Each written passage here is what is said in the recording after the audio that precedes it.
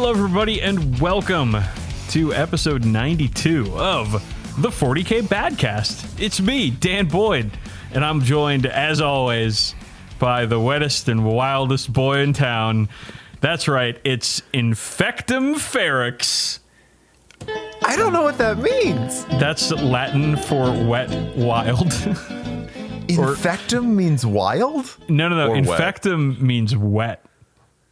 And okay. And Ferox, F-E-R-O-X, means wild. Infectum Ferox. I would have gone probably for Campbell McMoistlin, but that works too.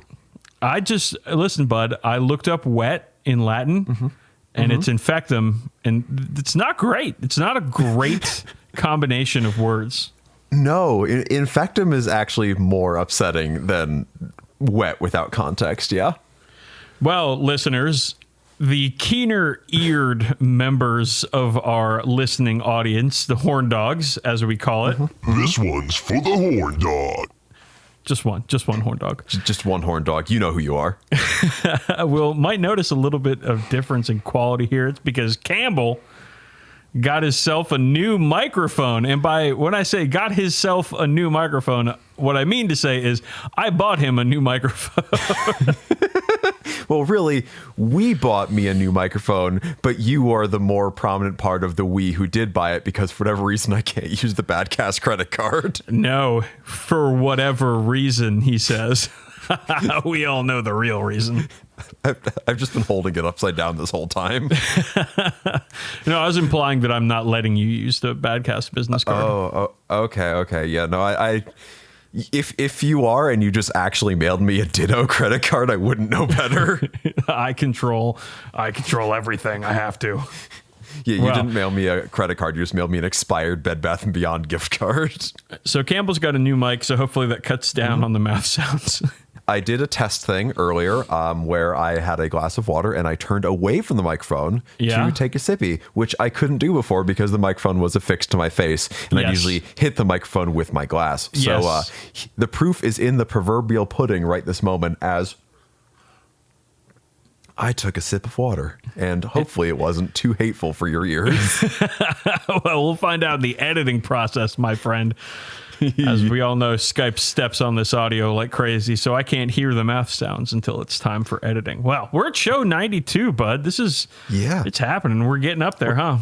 We're closing in on the centennial, which we'll have to do something for, I'm sure. I mean, we'll put a show out. Duh. What else? Why do we have to do anything else? I feel like it's a milestone. It's hitting the 3-digit club. I feel like that's kind of a time where you can kind of make something special happen. I don't know what, but I feel like there's a lot of room for fun, a lot of room for expression. So it's on me, is what you're saying. It's on us. You said there's a lot of room for you to make it special. So I guess I got to make it special. The royal you. What's the royal you? Us. No. Well, it's like how one would say, to watch my words insanely carefully. Fuck. Never mind. I don't have a ripcord here. All right. Well, let's get on with the show, huh? Sure. Enough wordplay. enough of the duel of language between you and I. I think we all know who wins that duel, Campbell. Not you. I was going to say, email us at contact@40kbadcast.com. We're just going to start with the call to action. Tell us who's winning this duel of wits and words. Don't think. Be nice while you do it. You know the answer. Okay. Auspex, where we take a look at what is on our hobby radar. I'm going to start with a little hobby progress here. I finished the Primaris Tech Marine. Hell yeah. It was nice to paint one model, one character. That was fun. That's a really fun model to paint, too. Yeah, well, you also got to paint it red, too, which is... I love painting red. Yeah, there's something about that color. Hey, it's fun. I should have been a Blood Angels player. Maybe not, but still. Well, actually, it's a different flavor of goth. So, you know. I think if I was going to play a Blood Angels adjacent army, I'd go what are they called? Flesh tearers. There yeah, we go. you split the difference between the schemes. Yeah, I could do red and black at that point. Yeah, and you can kind of And they got that cool circular saw logo. They do that really sick ass circular saw logo that definitely looks like it would be on the bumper of a carpenter's car. I don't know. I think flesh tears are really cool. I almost went with flesh tears in like 5th edition and decided not to because I didn't need another Space Marine army at that time. Little did I know that I would start many, many more in the years to come. But I think they're really neat. Well, I mean, I'm not starting flesh tearers. I know. No, but I did have fun painting the red armor on the Primaris Tech Marine. That's a good one. And you can see that, listeners, on my Twitter account at @DB_sleazy. I post all my models there. Yeah, as well you should. They're very pretty. Like one of the main things I do on Twitter. I feel like it's a good way to scream into the void as opposed to the usual way one would scream into the void on Twitter. I mean, I do both. Yeah, I mean, why you have the tool available. You have the megaphone. I've been driving engagement recently on Twitter by posting about hobby stuff and model stuff. So, but we can talk about that right now because we're in the hobby progress section. I have started and I've revealed the secret project I've been working on, Campbell.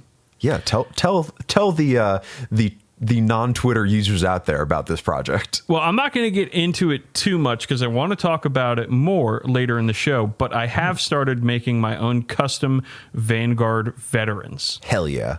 And they are with assault intercessor bodies and heads and 3D printed jump packs, lightning claws, and storm shields. And there are lightning claws and storm shields because everybody I play with is a terrible power gamer. Yep. So for me to even have any fun, I also have to be a terrible power gamer. Understandable. So that is what happens. That's why I'm doing Lightning Claw, Storm Shield, Van Vets. And they're fun. They're fun. But we'll get into that more later in the show because we're going to talk about conversions in this show. And that's it for me for Hobby Progress, bud. I've been busy with that stuff though. The putting together took a while with the Van Vets. So it was fun though. It was a good little project. Okay, nice. You're already sending me pictures of stuff that I assume you completed in the last 2 weeks. So why don't we go to you for Hobby Progress? All right, yeah, this is my pro move that I've done the last couple episodes here, which is I took the pictures maybe an hour before we recorded and haven't had the time to post them on the internet yet, so I just sent them to you. It's gonna take a couple of days for this show to get out there. So by the time, hopefully, Campbell, by the time the listeners are listening to this. They will be able to look at these beautiful models you've painted on your various social media accounts. That is very true. So what I just sent you and what I did finish this week are a bunch of Fallout miniatures. I've been playing Fallout 76 again a lot with my wife, which is a lot of fun, despite what some people may say. And I wanted to kind of just have a change of pace after painting all those Eschers. So here's a question for you. Oh, yeah? When you play Fallout 76 with your lovely wife, does she drive and you're like, hey, go get that thing. Hey, go get that thing. Or do you drive and she's like, oh, hey, go get that thing? I feel like it's actually pretty equitable because it's a game where there's so much stuff you can do on your own and then come together. Do you play it on PC or do you play it on with a controller? I play it with a controller on PC because my hands are crummy and using a mouse and keyboard for extended periods of time causes me not inconsiderate pain. So do you control the right half of the controller with your right hand and then you put your left hand around her shoulders and then she puts her right hand around your waist and takes her left hand and controls the left half of the controller? Is that how you play Fallout 76 with your wife? I'm picturing the Titanic scene where I'm king of the world bit, and it's like I'm behind with my hands around holding the controller around waist height, and she's got her arms up at a way too high standing desk using it with a mouse and keyboard. No, we have desks next to each other and we play on our own separate means of gaming. I mean, that's probably better. Controller. Yeah, that's probably better, but it's a lot less fun. Okay, well, all right. Can you do me one favor? Sure. Just in your life, just this one time. Can you try the setup that I described?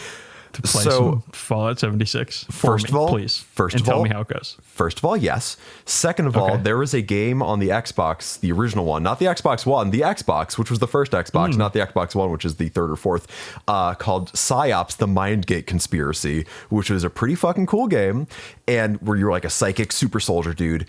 And the co-op in that game was the player 1 controlled the top half of the body and player 2 controlled the bottom half of the body. So one of you can run around and jump and crouch and fall down holes, and the other one is the one aiming and shooting. And it was absolute utter madness, absolute utter chaos, and probably the worst implemented cooperative gameplay I've ever played. And I loved it. Listen, that sounds amazing. The best part of any like co-op shooting game, like Halo, is when you get in the Warthog and you've got one person driving and the other person just continually firing the Gatling gun on top. Yes.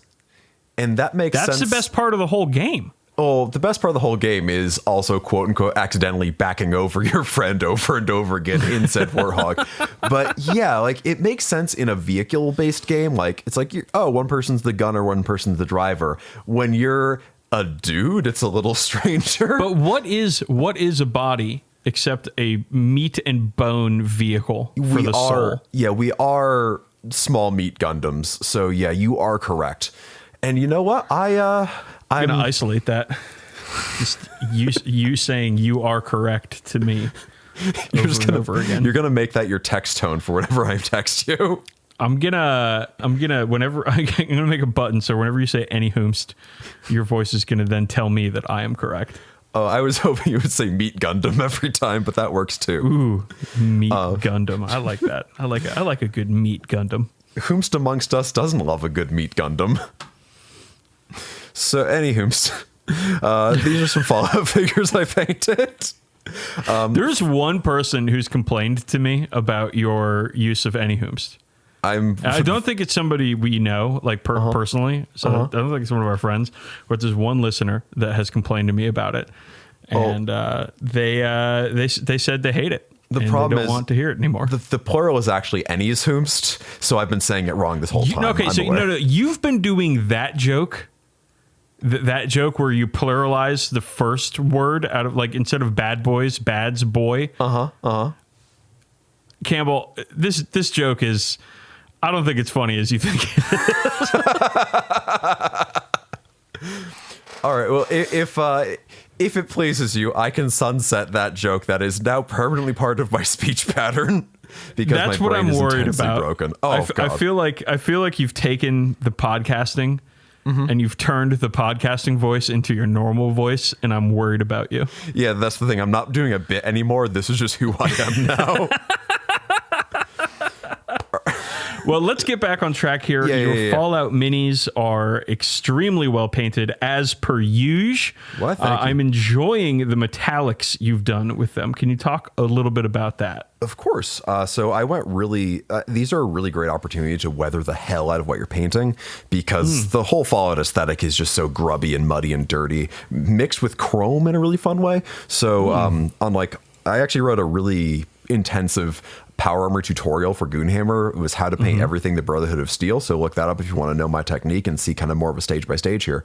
But basically, I prime black, I paint everything with Ironbreaker, which is brighter than like bolt gun metal or lead belcher. But not as bright as Stormhost Silver. So I do it probably takes like 2 coats to get a good coverage over black.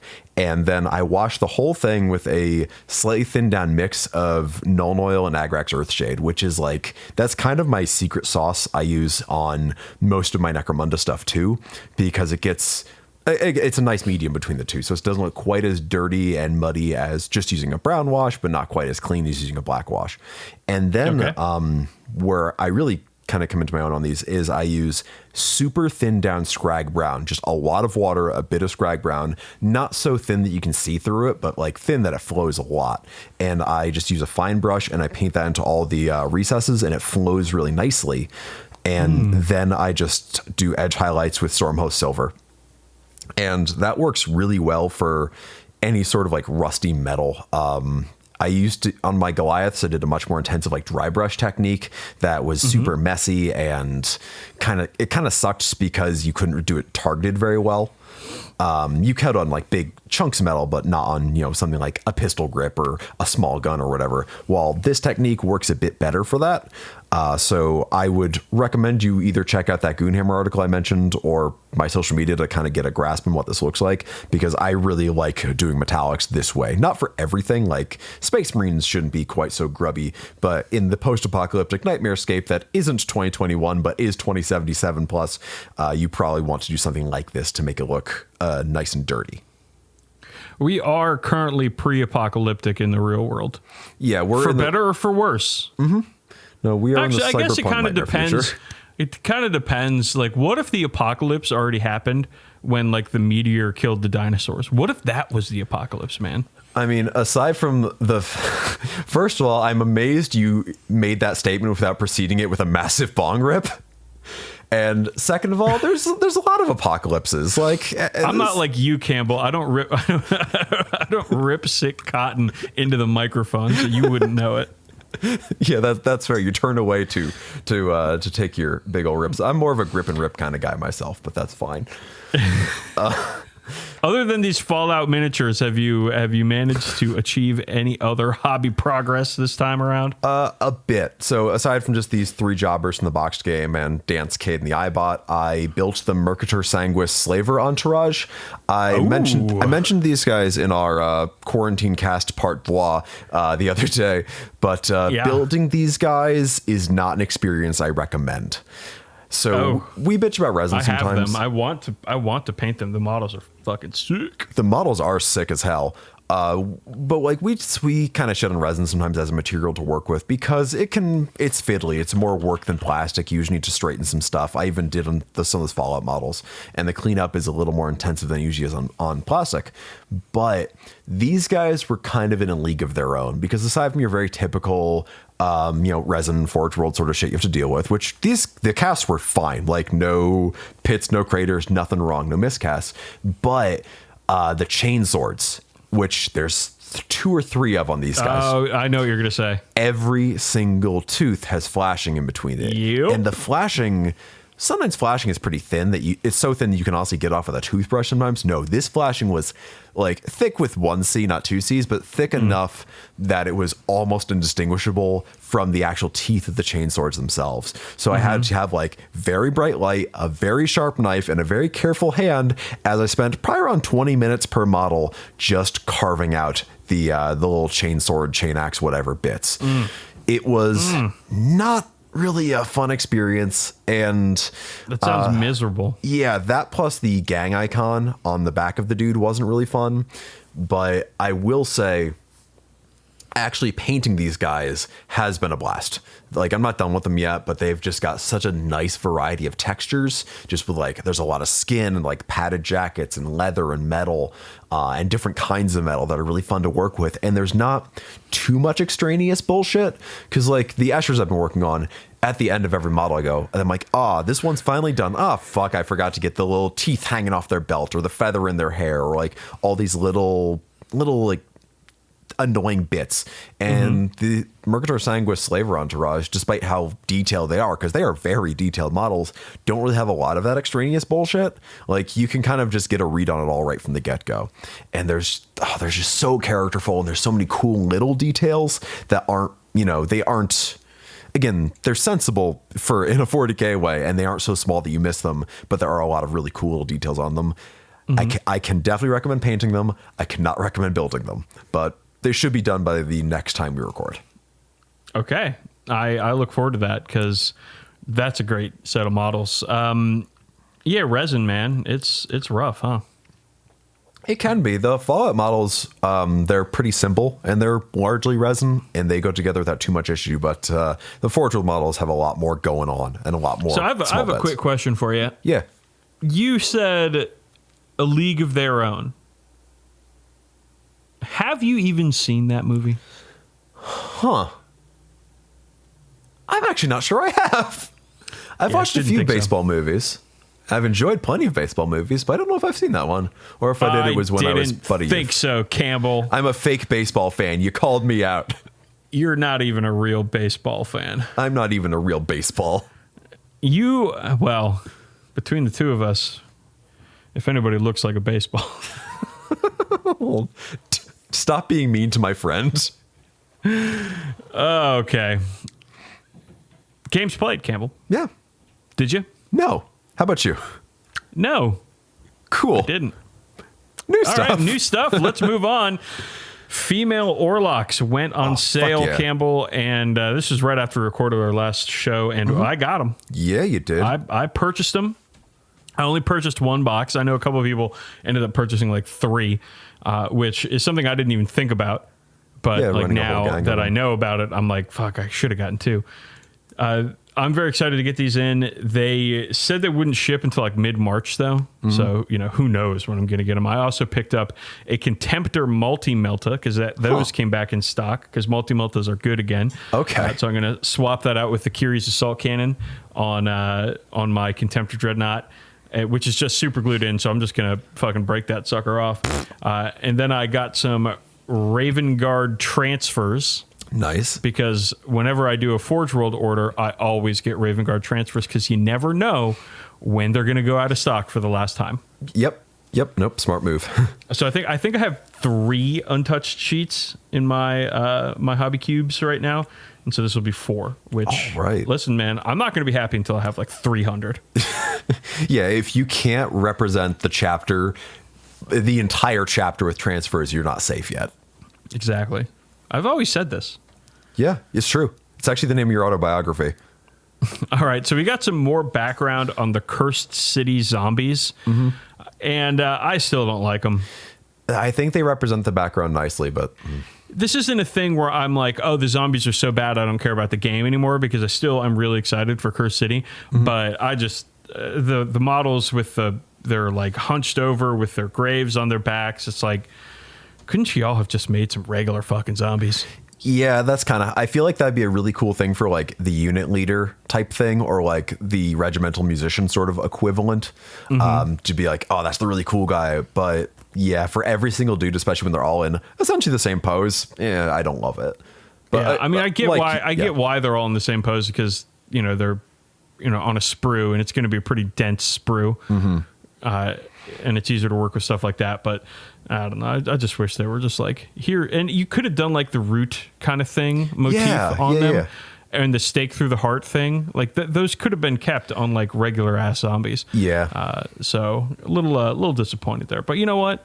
I'm not going to let that ruin the Cursed City for me.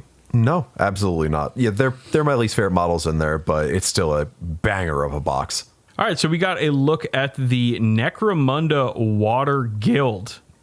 Now, I know, Campbell, you're excited about this one. Yeah, I've been wondering how they do these guys ever since they showed up in House of Blades, because there was only like one piece of artwork of like a guy and like kind of a silhouette of another one, and I love how these look. Like, they look unlike anything else out there, kind of like the Arrow Slagmist model, who I think is supposed to be a Water Guilder. It's like him turned up to 11 and with slightly less shitty rules. Well, not even less shitty, but pretty good rules as far as the guild entourages go. So we got 3 models in here. We have the leader, who I don't remember. I only remember one of these names. Oh, here we go. It's the Master Nautican, the Siphonite, and the Sub-Nautican. The Sub-Nautican, of course, seems to be some sort of Ogren in a diving suit. Yeah, it's like a Big Daddy from BioShock in a very cool way. I love the look of these guys. They just don't look like anything else out there. Oh no, these are fantastic, man. Like this is somebody, whoever designed these models over at Forge World, give them a raise or a company car or a new house or something, because these things are fucking baller. I will be buying a set of these once they go up for pre-order. Somebody did point out, though, that both the Master Nautican and the Siphonite seem to be not wearing any shoes, which, of course, gets the Horn Dogs happy. This one's for the Horn Dogs.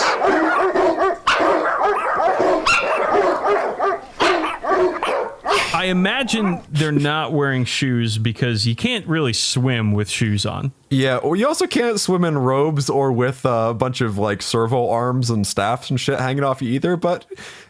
maybe they just don't want to get their socks wet. That's a good point. There's nothing worse than wet socks. Literally nothing. Not even in the Underhive is there something worse than wet socks.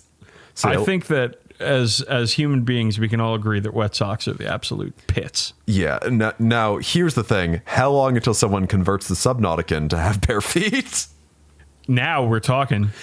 Somebody out there is already thinking about that shit. Hey, here's the thing, though. The Subnautica looks to only have 3 fingers. Now, they also look like augmetic fist hand situations going on. How many toes does this motherfucker have? 3? Ooh, well, it depends if he has augmetic toes or regular toes. I feel like Ogren and ogres only have ogres. Fuck you, Baltimore! I feel like they have like a normal 5 toesy woesies as opposed to 3 big ones. How many fingers does an Ogren have? I think they have 5. I'm gonna check on the GW website here by looking at a model. Yeah, they got 5. Yeah. So one can assume they have a similar amount of toes, although I don't think those cowards at Games Workshop have sculpted a barefoot Ogren yet. Ugh. How am I going to finish? How am I going to achieve release if I don't have Ogren feet to look at and fantasize about? Let's say, if you're not lovingly highlighting those toesy woesies, what are you even doing in this hobby? Yeah, get the fuck out of this. Get the fuck out of here. All right, so these Water Guild guys fucking rule. Can't wait to get them, have them back up my Ashers. I just think all the guild entourage things like these guys or the Mercosur Sanguis Slavers or whatever, I think are such a great opportunity to explore the really wild parts of Necromunda without committing to a whole gang of them. And it really sucks though that the guild system in Necromunda is broken and really bad. It's very clunky. The fact that even the section on the house favors and stuff like that says these are optional rules, but just belies a lack of confidence in them. Yeah. But all right.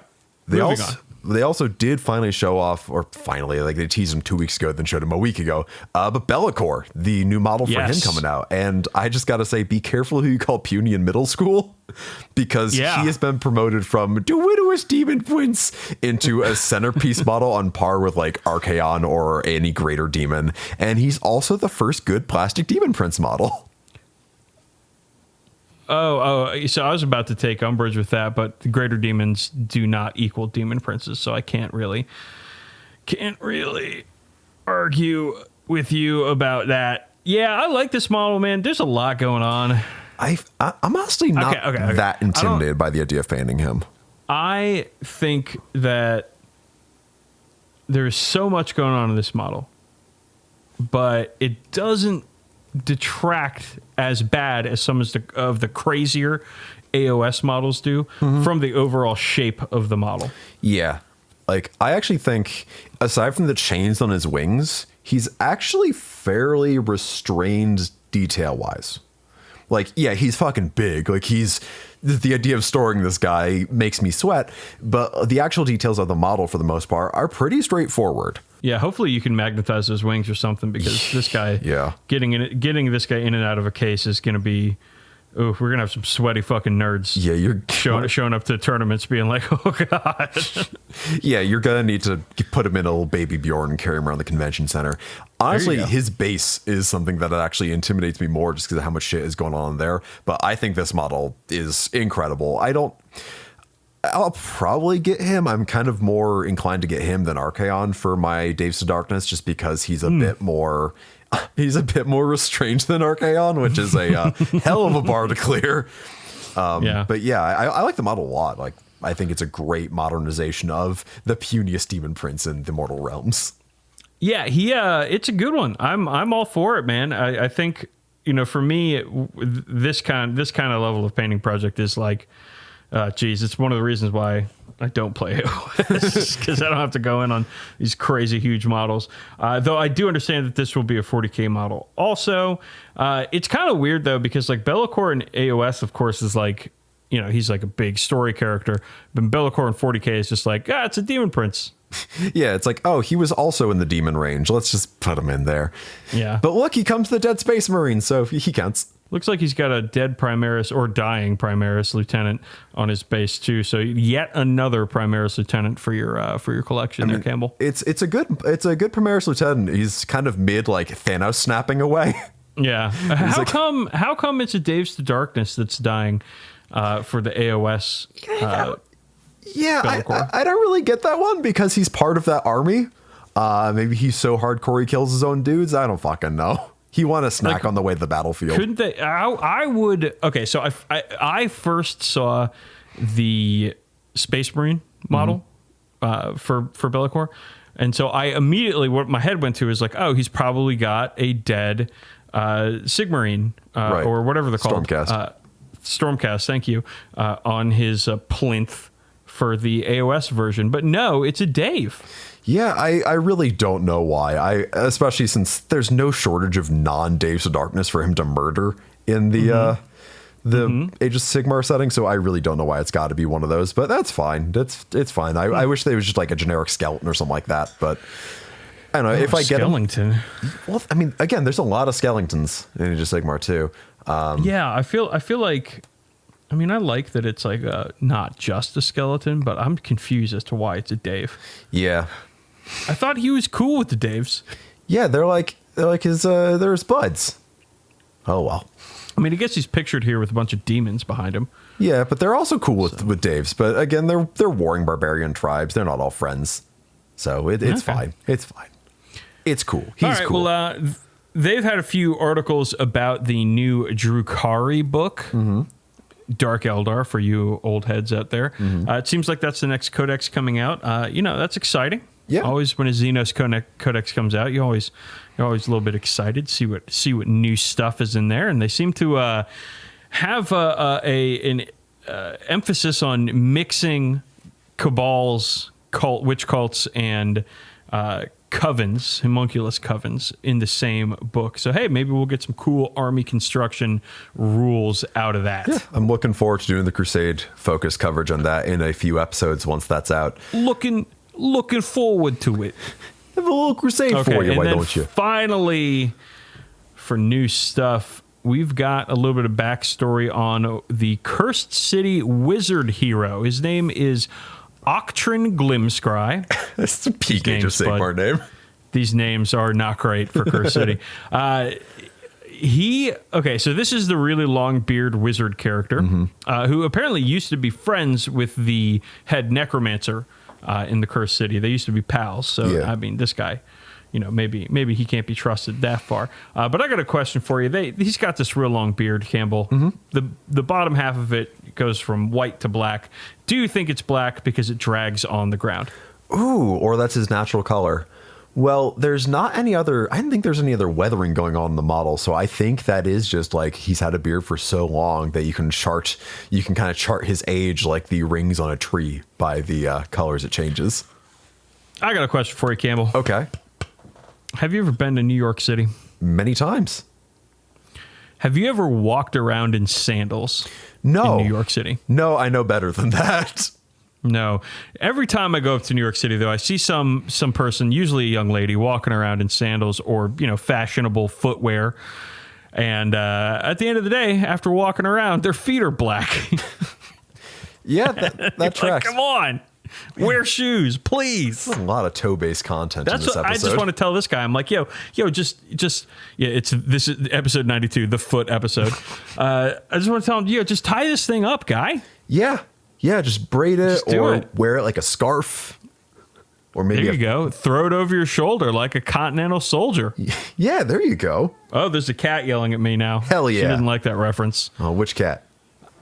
That would be Pig. Solid. I think she wants food, and she knows that I sometimes keep treats in my desk, and she comes down and yells at me for treats at times.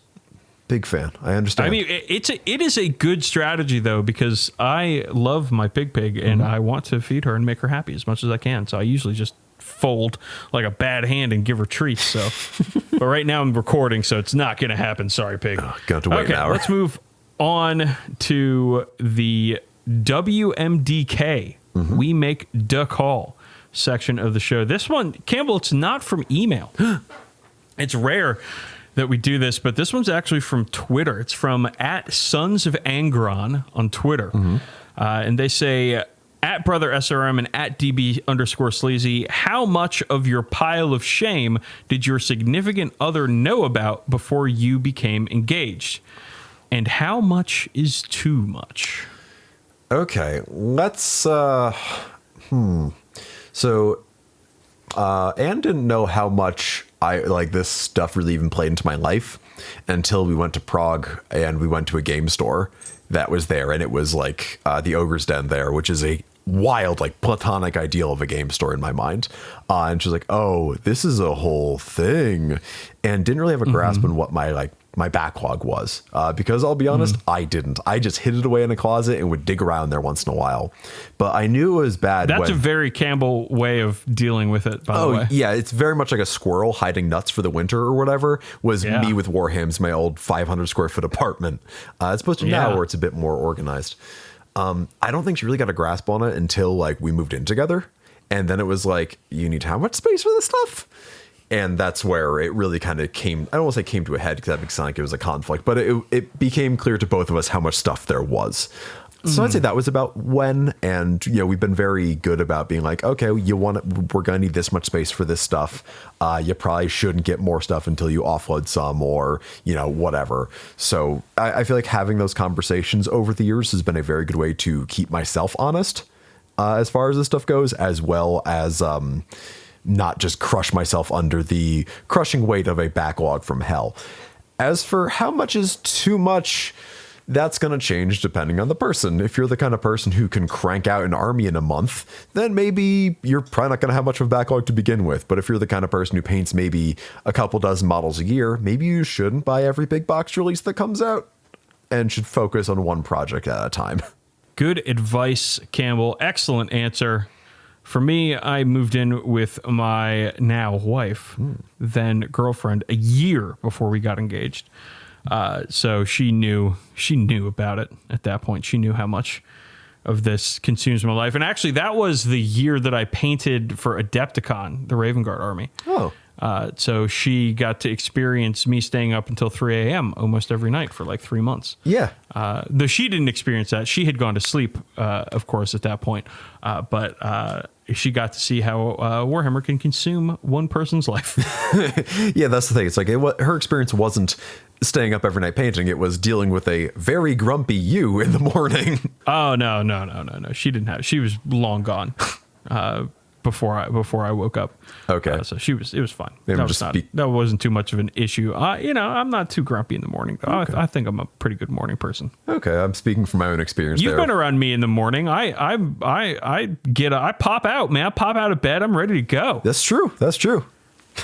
You, on the other hand, are a slave to the caffeine. Yeah, absolutely. I mean, I started drinking coffee because I couldn't get away from I couldn't deal with the 8 a.m. hangover with 5 hours of sleep from Nova. And I was like, I'll just start drinking black coffee. It's gross. I'll never develop a taste for this. Then I developed a taste for it. And now I have to have like a carafe of it every morning. It's great. You're weak. You're all worthless and weak. Extremely.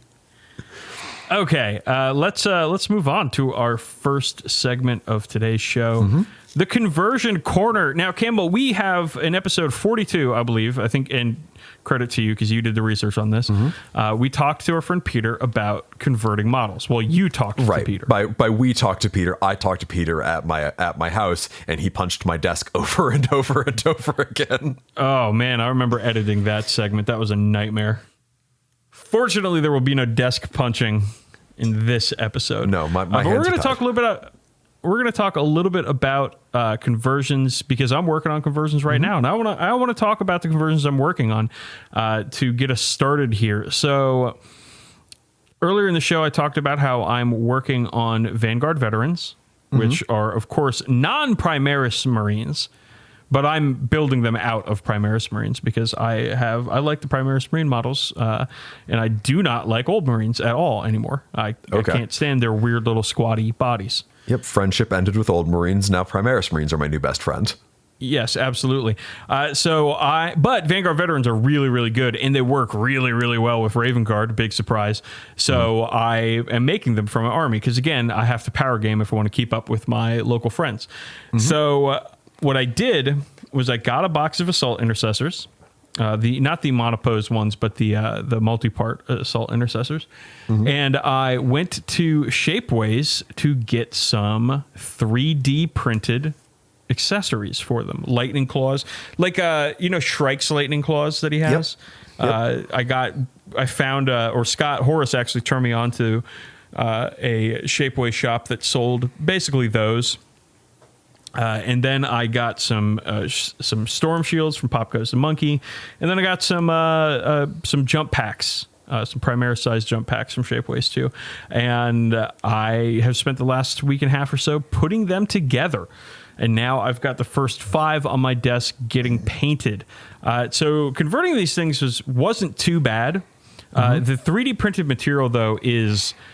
Oh, it's fiddly. You got to be careful with it. I have already broken off the claws of 2 sets of lightning claws. Just not even trying. Just like I moved my hand the wrong way or rubbed them against something and they snap. So the 3D printed material is not the strongest material, though anybody who has worked with Games Workshop models before knows that you have to be fucking careful. The shit will snap off. Right. So that's really, it's really on me, if anything.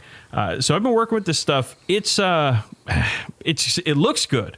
It looks really good, but it is nowhere near the quality of the injection molded plastic that Games Workshop uses for their models. What are the print lines like on them? Because that's a trademark of 3D printed things, are print lines. And they are usually, they get better and better and better every year or so, but they're still, to the discerning eye, such as my own, I still can't really get away from them a lot of the time. So on these ones, the print lines are not very bad. Now that I've covered them in some paint, you can't really see print lines. There are some rough patches on these models where the paint and the 3D printing material didn't really, the spray paint I used for priming didn't really go smoothly. But whenever I'm adding paint to it, it's getting smoothed out during the process, so it's not the end of the world.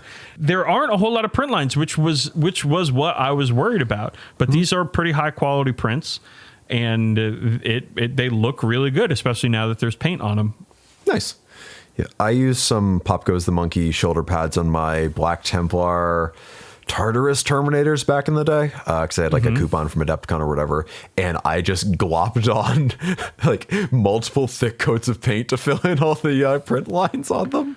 Yeah, and it wasn't that bad because it's just the Templar icon on a black shoulder pad. Like, it's not a fine detail really, so it wasn't that bad. But I'd be very worried about like fully printed 3D printed heads or whatever. Yeah, so these models don't have the printed stuff I got doesn't have like extremely fine detail. Like it's not like super detailed stuff, which is good, because that's like I would not trust the 3D printing technology to nail super small details right now. But this stuff is better than I thought it would be. Nice. Like, it's legit. It looks good. I posted pictures of on my Twitter of the unpainted stuff, some stuff that I put together. And so if y'all can go and check that out at DB_sleazy on Twitter. But this stuff has really exceeded expectations for me, and I'm really happy with how everything is looking. And also, the Assault Intercessor kit is just so good. Are you using the multi-part ones, not the Indominus ones? Okay, yeah, cool. The multi-part Assault Intercessor kit is really good. The models are really dynamic. The sculpts are excellent. And I've been able to have some really fun poses with these models. That's working out for you. So yeah, this is a great project, and I wanted to talk to you about conversions and how we do them and what we're working, because we've already talked about conversions generally, and so maybe we should dive a little bit deeper into conversions a little bit, because I rarely do any converting. Right, and I do a bit. I've done some more extensive kit bashes and conversions than others, and signs it's subtle stuff, signs it's stuff cut from whole cloth, and I kind of wanted to go over. Like, I know you want to go a little bit deeper here, but I do kind of want to talk about what makes a good conversion, what makes a bad conversion, and how we can maybe start. So, like, do it. If I were to go for what makes a good conversion, I think it really should be something kind of seamless. It should look consistent with the rest of the army, if not the rest of the 40k universe. So, for instance, like those 3D printed bits you got there, like they are designed to look like consistent with the Primaris Marine bits and all that stuff. So they look not only consistent with Primaris Marine bits, they're aping Chapter Master Shrike's lightning claws. Right. So there's already a precedent for them in my army.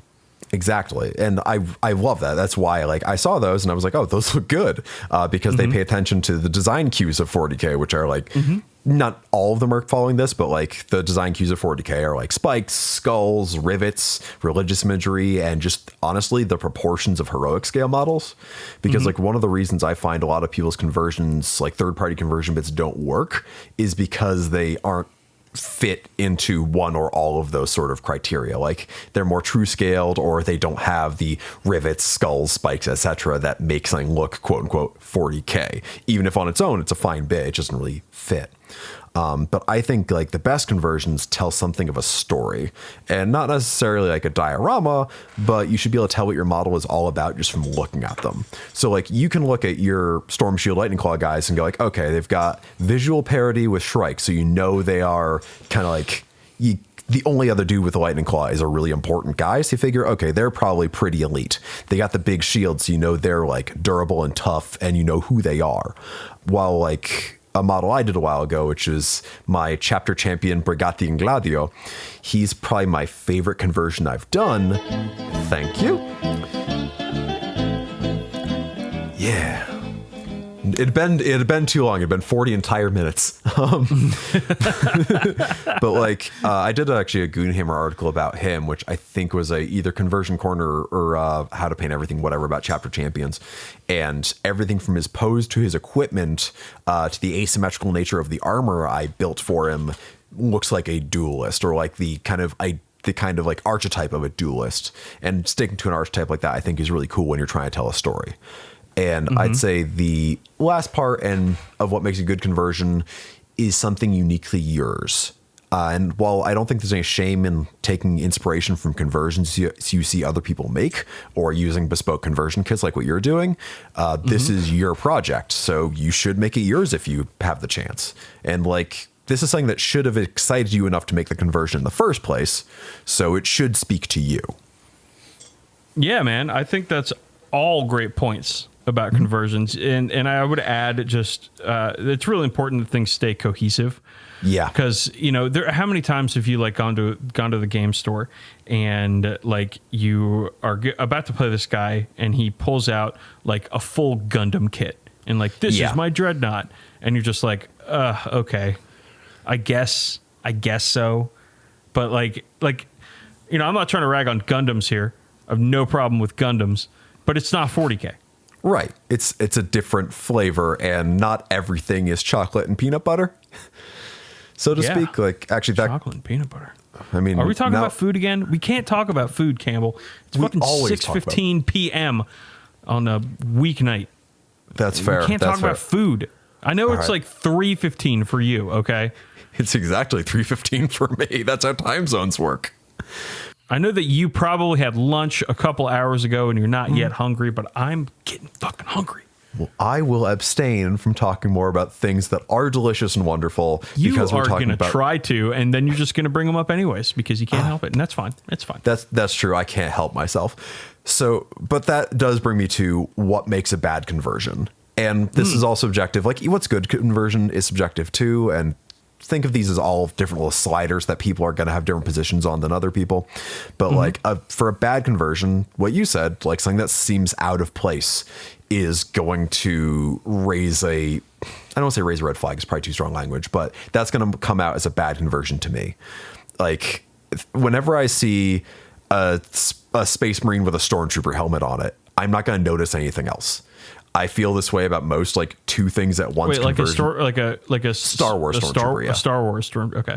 Yeah, like a Star Wars Stormtrooper helmet on there. Like that's all I think about. Like I played against this one dude at a tournament once, and all his battle suits had like Gundam heads on them, and I couldn't tell you how they were painted or what his army was aside from that, because that was all I could focus on.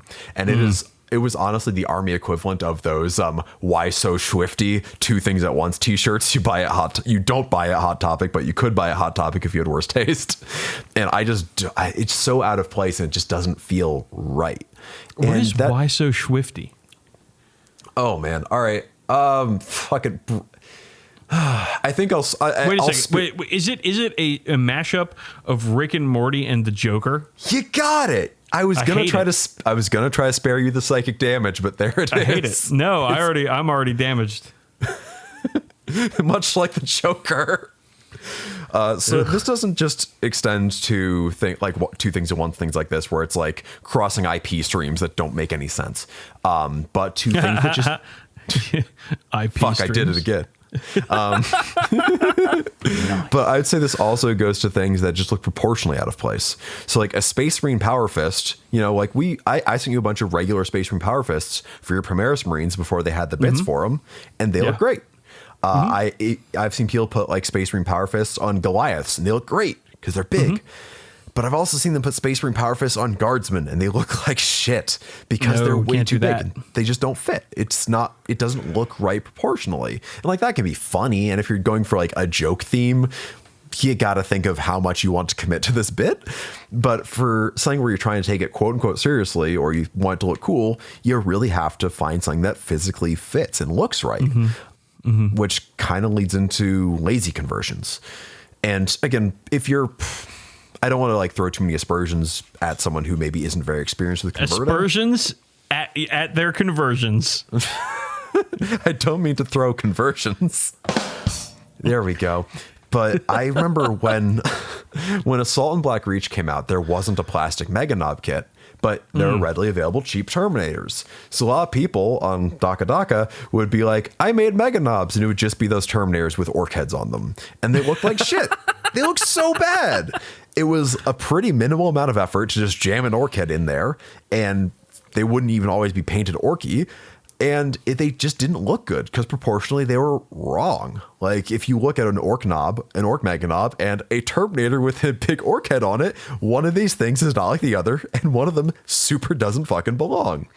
So it just, I understand wanting to like make things like that for like cost saving purposes or whatever, and that I'm totally sympathetic to that. I've been there, but some things just don't work and need to be kind of thought through before you pull the trigger on them.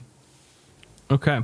So again, really good points there. Let's pivot a little bit. I want to talk about 3D printing somewhat, some more, and not just for the stuff that I bought, but just in general, because what I've noticed by working on these Marines with this material is that the injection molded plastic is like, it's worlds away better than this material. Like I don't, it's not even close to the quality as far as quality is concerned. It's not even close. So like, people are talking about 3D printing like it's something that Games Workshop has to be worried about. Like people are just going to 3D print their models, and I do not think, and this is 2021. In 10 years, who the fuck knows what's going to be the case, right? But just looking at the stuff, looking at the material, the resin, 3D printed resin that they use, I just don't see it, 3D printing really ever catching up to quality as the injection molded plastic that Games Workshop produces. I don't know if I wholeheartedly agree with you because I can't see into the future, but this is a conversation I've been seeing for the last decade. Well, I mean, we're podcast hosts, buds. We got to make predictions, and if we're wrong, listeners, if I'm wrong, I will, I will lovingly pet one of my cats. How about that? That's good. I'm a big fan of that as a quote unquote punishment here. But yeah, like there's 3D printing is making strides and all that stuff. And, most GW models they're all sculpted in 3D now, except for the Primarchs. And with Forge World ones, you can often actually see the print lines where they printed the 3D master. Because they do a 3D print, they clean it up, they make a mold. Sometimes they don't do a great job cleaning it up. And if they're not always doing a great job cleaning it up, Joe Schmo isn't going to do a great job cleaning it up either. No. But again, those are worlds better than what 3D printing was 5 years ago, and which was worlds better than where it was 10 years ago. So we'll see where it goes. I think like it has probably made some dent in the market, but given how big a monopoly GW has in the miniatures gaming market, I don't think it's a big one. But to pivot actually back to Fallout miniatures, Modiphius, the company that makes them, all their terrain is STL files. And they did a humble bundle recently where you could just buy a whole bunch of them for cheap. So I grabbed that just because my friend Lilith has a 3D printer and she prints stuff for me sometimes. But it's cool, and for terrain, which most of that stuff is, I think it's very good. But for infantry model size things, I think we're still a ways off. Okay. Yeah. I think you're right. Terrain is always going to be easier than models, for sure. Mm-hmm. Yeah, like infantry absolutely. or anything. And I think the 3D printing is going to have an important place in the hobby moving forward. I'm working with 3D printed parts right now, and like they're good. They're not as good as Games Workshop. I wish Games Workshop would just give me fucking lightning claws already. But they're good. I mean, it's working. Yeah, it is working, and that's cool.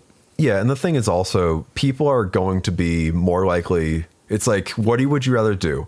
Buy a model kit for $50, or buy a 3D printer, buy filaments, download the STL files, make sure they're cut correctly, monitor the print to make sure it doesn't come out into a pile of spaghetti, and then finish it. Like, what would you rather do? And maybe a 3D printer with the spools, material, and stuff is cheaper in the long run.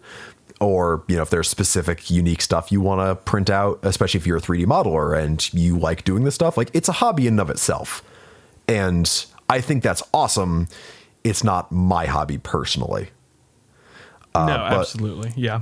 So before do you have anything else to add on 3D printers, or can we move on to some general getting started tips here for converters? I was gonna say, where is the line going to be drawn, right? Like, because we've gotten questions in our inbox many times, people asking us, what are our thoughts on 3D printed armies, right? Mm-hmm. Where should the line be drawn when it comes to these conversions, right? Like, if somebody's got a fully 3D printed army that, I mean, if it looks like dirt, and all the Space Marines are the same shape. And like, I've seen pictures of this stuff before, like this very low effort, lo-fi 3D printed Warhammer army stuff. It exists out there. And I personally don't really want to play against that on the table, because I love games where the two players have fully painted armies with, conversions or no conversions, but everything looks good and you can tell a great story on the tabletop. And I get that somebody who might have already been into 3D printing and then gets into Warhammer later is like, well, I'm not paying $50 for a kit when I can just make it with the stuff I already have. Like, I get that, but it's not the game I want to play. I mean, I don't really see it as any different from any other third-party model.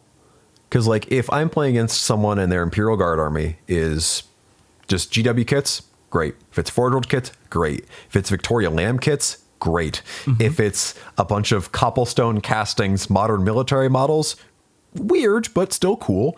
If it's Napoleonics converted to be holding laser guns, neat, cool. Like, that's your hobby. If it's a bunch of 3D printed dudes, that's fine too.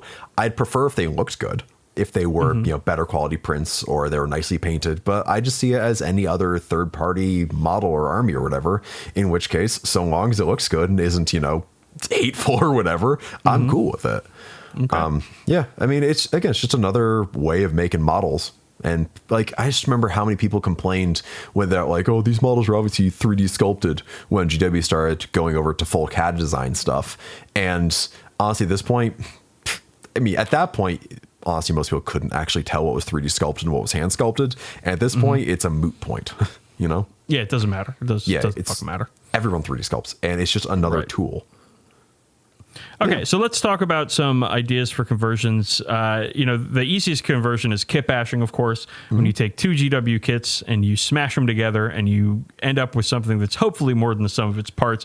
We're all pretty familiar with that, and there are a ton of great kit bashes out there. Oh, yeah. Like a simple head swap or a simple weapon swap is a great way to either add some variety to a unit or shore up some options that maybe there aren't models for, which isn't really the case anymore. But in Necromunda, like, I just did a weapon swap on an Escher Ganger, turned her autogun into a grenade launcher. It took no small amount of effort to get all the arms to work right, but it looks pretty good. And, I just put in a little bit of effort to make it work. That's a great place for any converter to start. Just something that absolutely simple. Yes, yeah. And I've done head swaps all over my Raven Guard. That is a regular fucking thing I do. And like replacing pistols and close combat weapons for my Orlocks, I've done it. Like all that stuff is super easy to do, and it should be really the first steps for any budding converters out there. Yeah, like the parts are designed to be interchangeable, and it shows, and it's a really wonderful tool to anyone who's starting out converting, or someone who's been doing it for years and years and just wants their guys to look a little cooler. Yeah, and then there's like the Forge World weapon kits and stuff, Yep. and I think this is gonna kind of step into the next like theater of converting here, is when you're starting to mix materials. So you've got your plastic miniatures, and now you're like, okay, well, I've got these resin guns or these 3D printed weapons or shields or whatever, and now I've got to combine them to make my unit look good and look cool and look unique. And I think this is like the second level of converting. Where you're really taking two different materials and combining them, and it's a little more difficult than just using one material for obvious reasons. Right. But like you're working up one level from just the standard plastic to plastic kit bash. Yeah, and you need to be familiar with each of the materials you're working with, because especially if you're like a newer modeler and you're using, for whatever reason, metal conversion bits, that's a whole new ball game. Oh gosh, metal conversion. Okay, so like a metal base model with plastic conversion bits, like plastic bits on it. Okay, that's not terrible. Because the heavy part of the model, the metal stuff, is like is going to be the stuff, the solid thing on the bottom that the light things are attached to. But if you're starting with plastic and then adding metal, hachi machi, bud. I've got models, especially in my Horus Heresy armies, or army singular, where there's like bits of metal, bits of resin, bits of plastic. It's a fucking nightmare. I don't recommend. Yeah. I mean, find the bits that work for you, but it gets tricky the more materials you use. So I was saying earlier that you should try to make something uniquely yours, but I would say that copying or taking inspiration from the techniques and conversions of other people will help you understand those conversions better. Yes. Like any art class. Everybody steals ideas, gang. Yeah. Okay? Don't feel bad. Just do it. Just if you see somebody do something cool and you think, oh, I can do that, and maybe I can make it even a little better, just fucking do it. Yeah, like any art class I've taken has had us at some point copy the work of like a great master or whatever for just such purpose. And especially if you're, feeling kind of iffy about your conversion skills, or you just want to like better understand what a converter you really admire did, like I recommend doing that for just one model or something. I mean, we're basically just copying the independent characters on our show. Yeah, they haven't caught on. Don't give up the game, Dan. Oh shit! We're gonna have to edit that out. All right, so I think the next level, and probably the final level of converting force, is sculpting, and whether or not that's sculpting with actual materials in your hands or sculpting in a CAD program and then 3D printing those sculpts. Like that's the final level, and that level is above me. You've done some sculpting work with green stuff, of course. Yep. I've only really done gap filling with green stuff. And I'm not about to go learn CAD programs to print out shoulder pads or anything. That is, I will let somebody else figure that one out. Yeah. I did a lot of 3D modeling in high school, college, and I hated it. And I admire everyone who can do it. But yeah, I've done some green stuff sculpting just for simple stuff like fur and cloth and so on. Nothing too intensive. Cloth. Yeah, I'm gonna go grab a nosh when I go get myself some cloth. But the thing is, if you're doing a custom sculpt and you're doing a pose on the model, like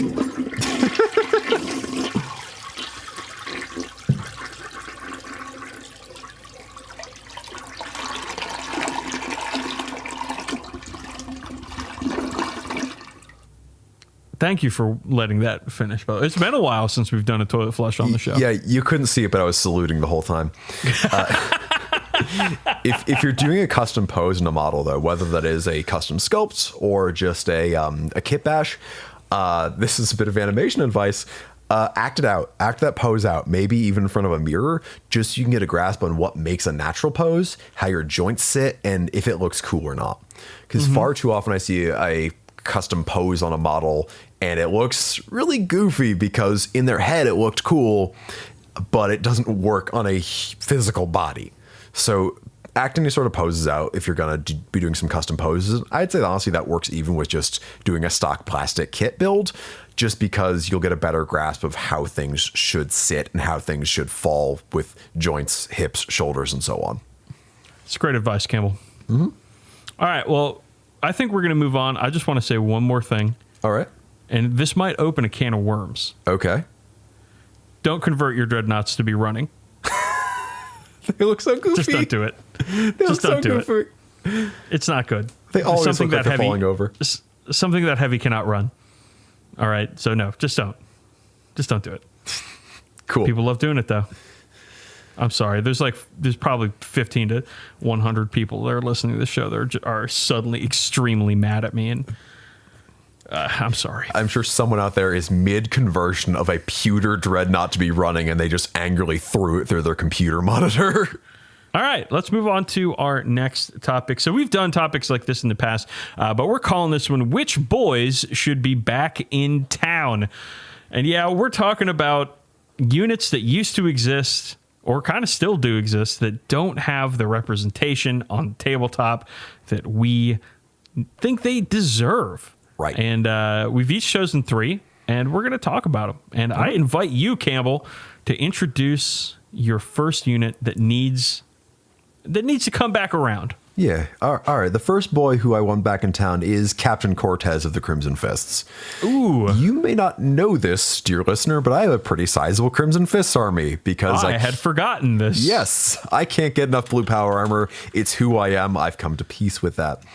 So Captain Cortez is a dude who is lore is that he's basically unkillable.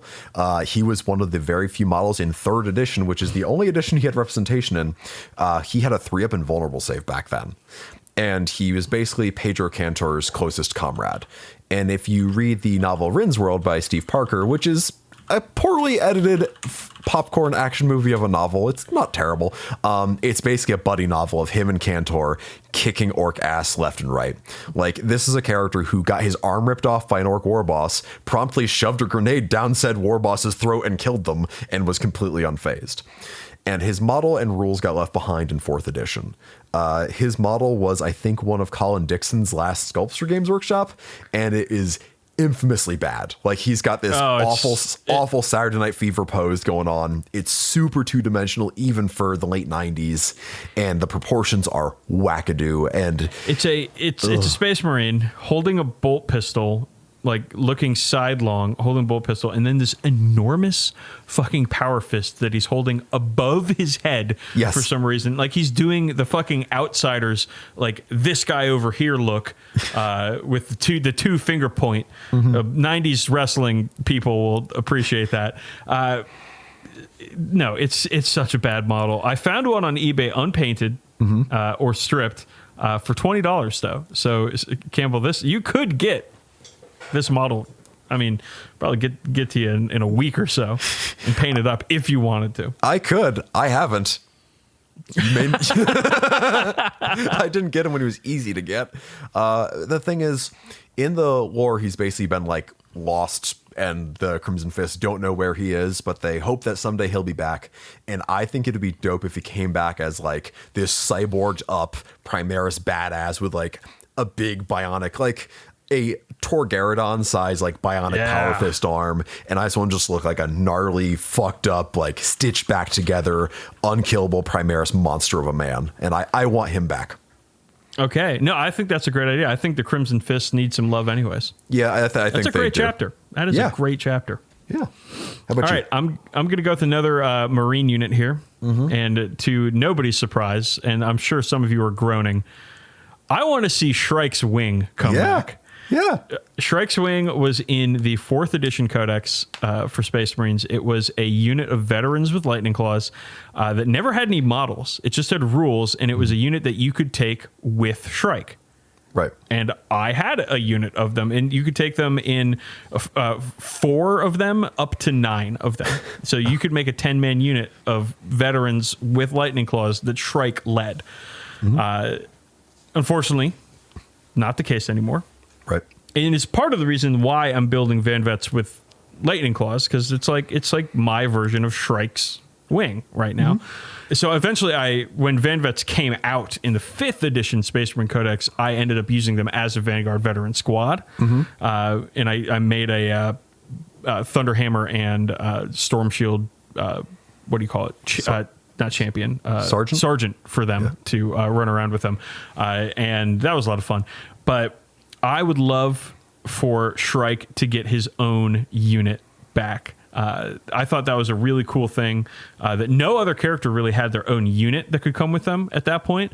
So I always thought it was a really cool kind of fluffy thing, that Shrike would lead a unit of guys jumping out of, a Thunderhawk and descending upon the battlefield and ripping their foes apart. I thought it was really cool.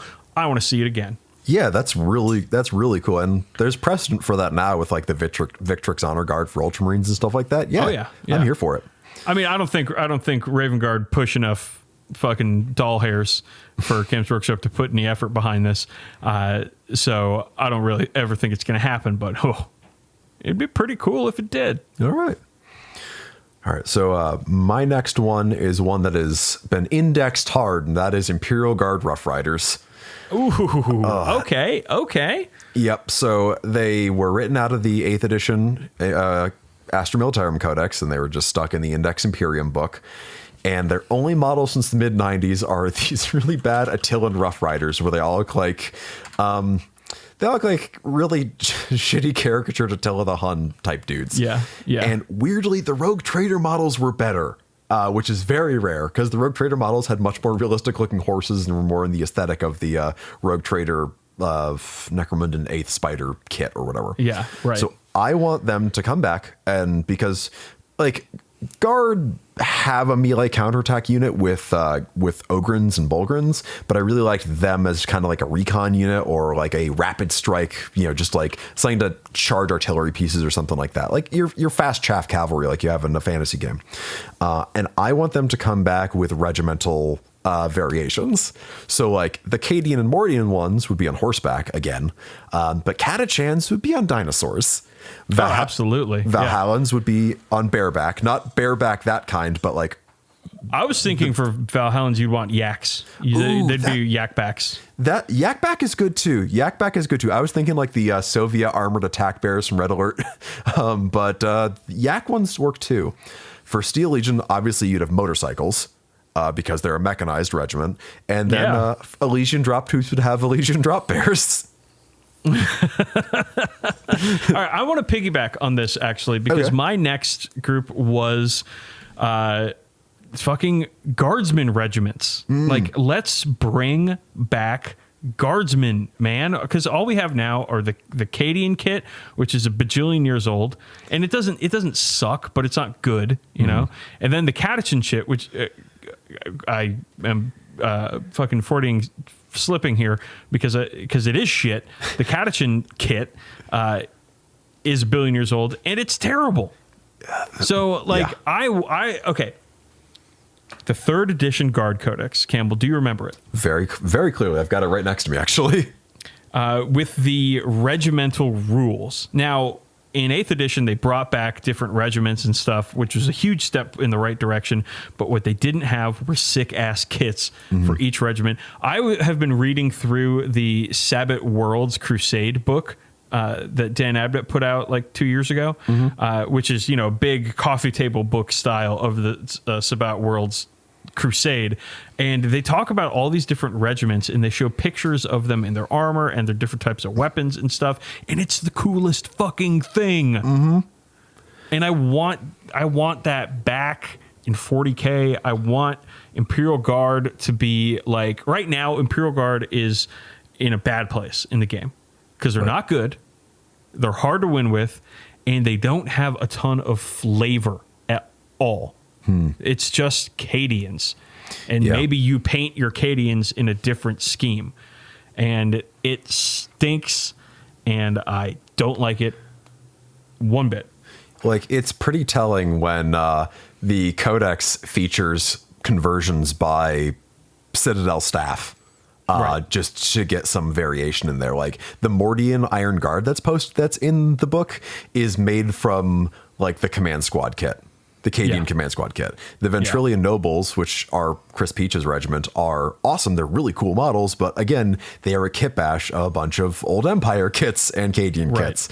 Yeah, I really wish that they would have some plastic guard kits again, whether that was remaking the old ones, like, the old mid-90s Perry Brothers sculpts, or if there were something wholly new. I would love to see new guard kits. Well, I think about that range, and I think about new players to the game, because there's been a ton of new players these last couple of years, and you never see pictures of a new player posting guardsmen. Not at this particular juncture, yeah. I saw a lot of new players posting guardsmen in 5th edition when those kits were fairly recent. Yeah, and they were putting out new tanks every other week. Yeah, and the Stormtrooper kit, the Militarum Tempestus from 6th edition, great kit, really cool looking. Great kit. Well, no, I don't. Okay, I think that kit, the mod, it looks great, but the special weapon situation where all the plasma gunners are pointing. Yeah. You see a guy come to the game table, and he plops down like 4 Tempestus Scion plasma gunners, and they're all holding their guns and pointing, and it's just like your whole unit's doing that, huh? Oh, that's fun. Yeah, it's all 3 guys in unison going, over there! I'm throwing my plasma. Well, yeah, when it's out of ammo, you throw the gun at them just like a Bond villain. It's how it goes. I mean, that's how it works. Yes. Now, we need new guardsmen, man. And we need more than just Cadians and just Catachans. We need more of them. We need like I want to see a kit come out, and it's just like, and you can build everything, all the infantry options for your type of guardsman from it. Like you can get like 10 infantry squad guys in there, or you could do 3 heavy weapon bases, or you could do some special weapon guys, like just one kit, and you can do whatever you need with it. That's my dream. I don't think that's ever going to fucking happen. I mean, but even something on par with that little Gene Stealer cult head sprue. With it's just a conversion kit for the Cadian kit, and it's just like 1 sprue with a dozen heads and a couple icons on that. Even something like that goes a long way, because you want to know the difference between Praetorians and Mordians? It was a head swap. That was it. And if you have like a new Cadian kit and they're wearing dress caps, well, that's one regiment. If they're wearing Ushankas, that's another regiment. Like, it's not quite as cool as having like bespoke kits for different regiments, but just being able to mix and match the parts goes a long, long way to making unique, flavorful armies that represent the breadth of the fucking Imperium. Right. Yeah. All right. The Neophyte hybrid kit is so good. With their little space suits that they have on. Yeah. Yeah. Again, it's a good place to start for your own custom guard regiment, but you shouldn't have to do a custom guard regiment just to have something sculpted in the last 20 years. Right. All right. Give me your last one. All right. The last one is, we got the Drukhari Codex coming out pretty soon, so that had me thinking about Asdrubal Vect. This dude... God damn it. This is my last one, too. Oh, I have a 4th one that I can go with instead. No, this is fine. I want to talk about it. Okay. I'm gonna piggyback again, so just keep going. All right, cool. So this dude had his big dumb pleasure barge, the Deus of Destruction, in 3rd edition. It was like a solid pound of pewter bolted onto a flimsy plastic raider on an even flimsier flight stand. So speaking of mixing materials, this thing is a nightmare. I'm looking at pictures of it. It's wild. Yeah, so it had the big man himself sitting in a big chair, not even like lifting a finger. Actually, I think he was pointing. A pair of really badass incubi bodyguards, and these really shitty, really sexist slave girl models that go for way too much money on eBay for something that really should just be smelted down, turned to fishing weights. So I don't think he's had rules since 5th edition. And I don't think they've even sold the model since before that codex came out, which was the late 2000s. All right, I'm piggybacking on this. I want to see Duke Sliskus get a model finally. Yeah, Green Goblin. Everybody loves the Poison Duke, all right? Chaboy, he's got the most poison. Not only does he have poison, but in old versions of the Dark Eldar books, he would just give everybody poison. He's like, oh, hey, squad over there, you guys don't have poison? Well, let me tell you what I got. I want to see Vect and Sliskus come back, and you know they'd come back in style. I don't think you have to give Vect this huge, ridiculous pleasure barge situation. I found a picture of it unpainted. It is the old plastic raider with this enormous metal throne and a ton of metal models sticking off. Yeah, it's a nightmare. The worst thing. It's on like a little flimsy flight stand that is like an eighth of an inch thick. I can't imagine any of those survived once they actually hit the tabletop. Oh yeah. And I feel like there's been so many of these character models, like the Silent King, the Triumph of St. Catherine, and that Slanesh Pleasure Barge from Age of Sigmar, that he'd fit right in. He'd fit right at home. God, they could. Oh, that shit would be. I mean, to quote the great philosopher Gwen Stefani, fucking bananas, my guy. Absolutely. Like, it's right at home.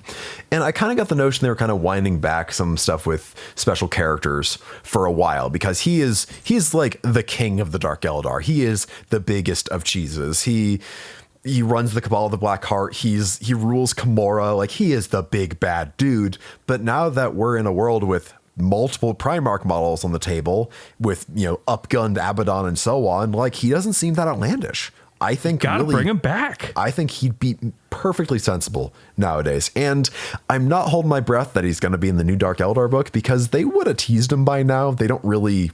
Oh no, they don't save surprises like that anymore. No, those days are over. Yeah, like that is something you would tease to build hype. If suddenly he came out, I'd be extremely pleasantly surprised, but I would be extremely surprised. I'll tell you, man. I think Duke Slizzy, old Slizzy himself, I think that is a much likelier thing to happen, because it would just be like one model. Just a guy. Oh man, I'm not a Dark Eldar player, and I'm in no danger of becoming a Dark Eldar player. But god damn it, those were cool characters, man. Yeah. And even like Vex could be taken without his boat back in the day too. So you could even have him removable and just sitting around in his little hover chair or whatever. Yeah. Well, maybe someday. That would be nice. Okay, let's do it. Let's hit up some garbage writing that you found on the internet, and then you're going to read to me, and I'm going to groan. It's fact or fan fiction. That's how we do it. The deployment of the Imperial Guard. The Imperial Guard were an army from Cadia. Cadia is a world inside of the Eye of Terror, where races across the universe have their own worlds. Usurker E. Creed is the general of the Imperial Guard army. He is the most powerful general ever to rue the Imperial Guard. Nothing has gone wrong since he took over as general. He is fierce and war-hungry and will join any war he can. When Usurker E. Creed heard the army of the Eye of Terror restarting, he immediately gathered up his troops, and with their finest army and guns laid out for them. The Imperial Guard army was built up mainly by Cadian's general troops of Cadia, but he also had command HQ teams and specialist weapon teams. The Imperial Guard are known for their huge mass and units and deadly tanks. The Lehman Russ tanks, the most powerful tanks in the Eye of Terror. The Imperial Guard were ready to deploy into the Eye of Terror when exclamation point, exclamation point, exclamation point, bang!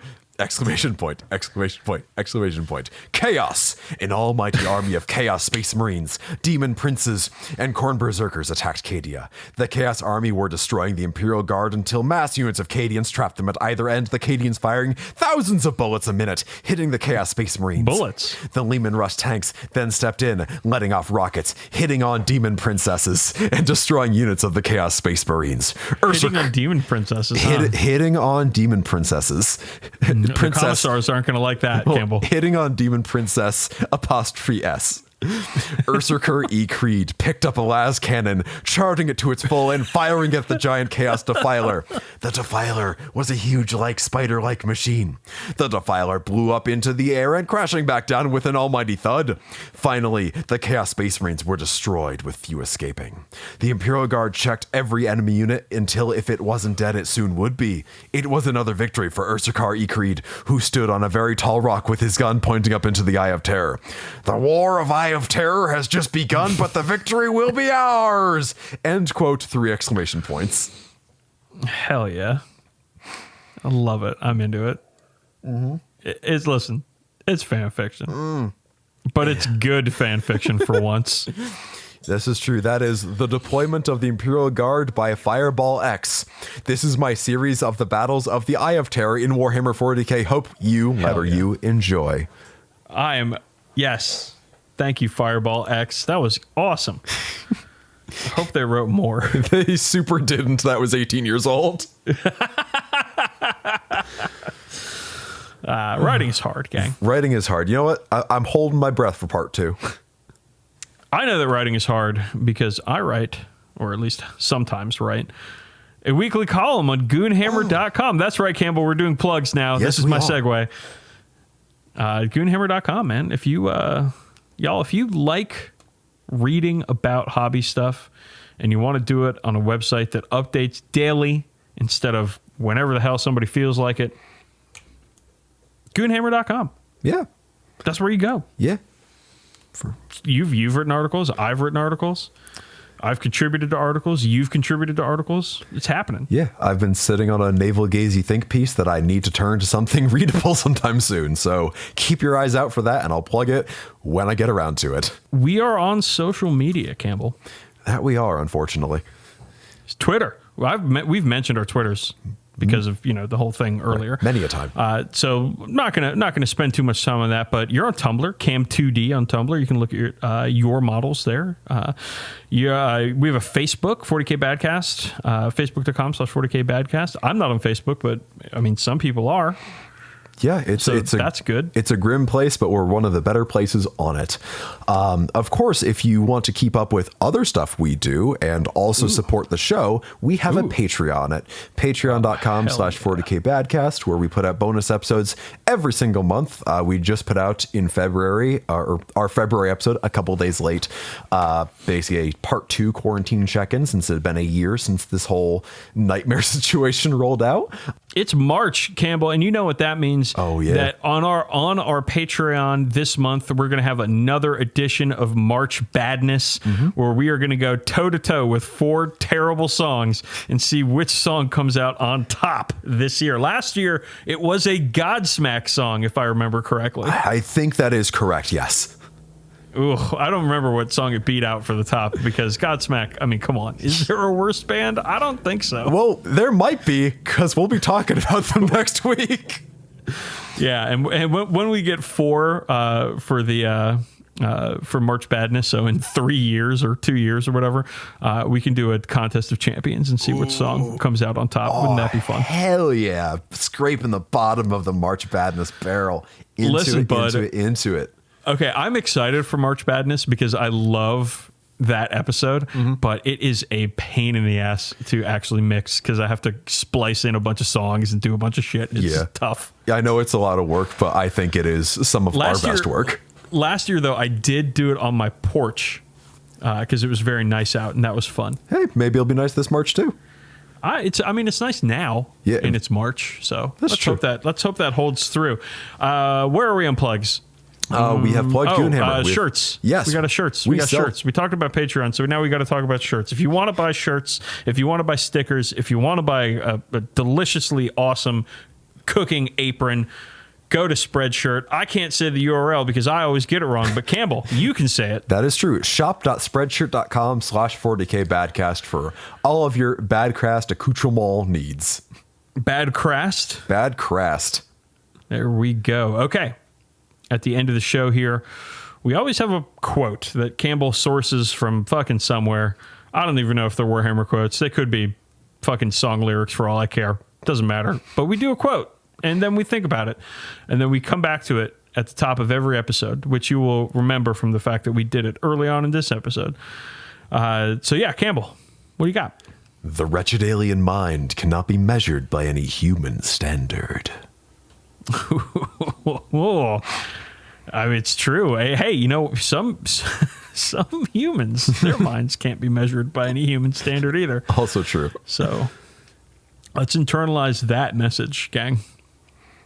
Remember, gang, if somebody's different from you, it's always bad. Yeah, absolutely true. If there's one thing I've learned from Warhammer 40,000. Oh, Christ. Never trust anything different or anything new. All of that is bad. Stay with the old stuff. Trust only the state. If you